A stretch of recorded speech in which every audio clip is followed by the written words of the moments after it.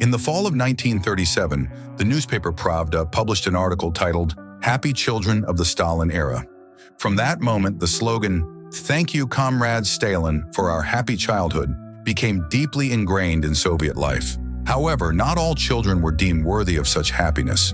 While the children of the Soviet elite enjoyed a life of comfort and privilege, millions of others, along with their families, were dying of hunger as a result of the brutal collectivization process. During this time, the state confiscated all food and provisions from the population, forcing them to work for free on collective farms known as kolkhozes. Meanwhile, in the gulags, children were born and died alongside their imprisoned mothers. By the age of 4, they were separated from their mothers and sent to orphanages, forever marked as camp children or the offspring of enemies of the state.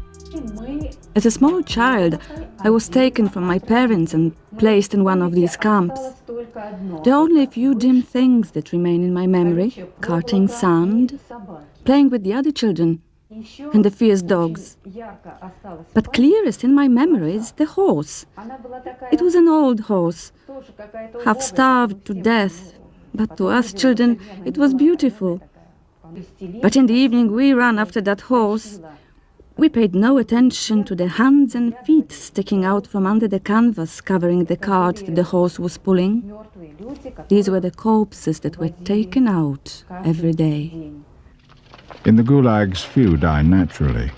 The dead lie for days, unburied. And in 1935, a new law was passed allowing for the execution of children as young as 12. This is the story of one such child, a victim of this happy childhood in the land of victorious socialism, Misha Shamonin. Misha Shamonin was a 13-year-old street child, an orphan left to fend for himself after the NKVD arrested his parents a few months earlier. Like millions of others during Stalin's purges, his parents were likely executed, and Misha was left utterly alone.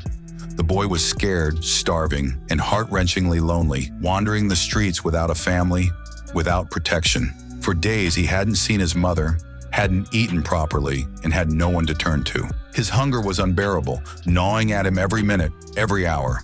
Eventually, driven to the brink of despair, the frightened, frail boy stole 2 loaves of bread. This was an act of survival, the last hope for a starving child who had lost everything. But in Stalin's Soviet Union, even the smallest crime could mean death. The loaves Misha took were from a shop counter, classified as state property, and stealing state property was a serious crime. Someone saw him, called the police, and Misha was caught. The NKVD arrived and took him away. The investigator in charge of Misha's case was eager to secure a promotion.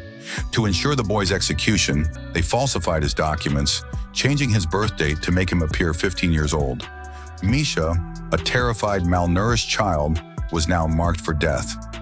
A prison photograph shows Misha in an old oversized coat, far too large for his small, fragile body.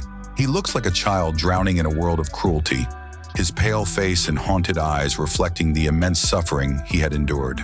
He had no mother to comfort him, no father to protect him, just a harsh, uncaring system that viewed him as disposable.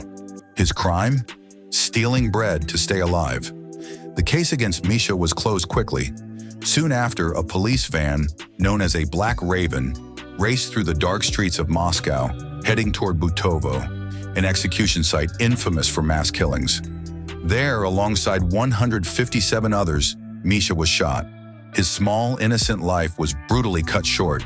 He was buried in a mass grave, without a name, without a marker, like so many others. In that 1 week alone, 1,001 people were executed at Butovo by the NKVD, their lives erased by Stalin's regime. Misha Shamonin's story is one of millions. Most of the victims remain unknown, buried in unmarked graves lost to history.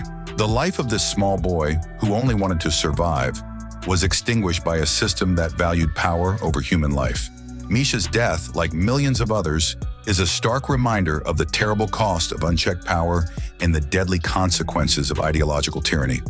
So comrades, if you've enjoyed this cheerful tale of Stalin's era, be sure to hit that glorious subscribe button, give this video the people's like, and if you're feeling especially bold, share your thoughts in the comments, because after all, your opinion matters just as much as it did in the Soviet Union. But be careful, for as we all know, stray thoughts can quickly become thought crime. Don't forget to spread the message, for as Comrade Stalin would say, Those who don't engage disappear. Remember, Big Brother is always watching.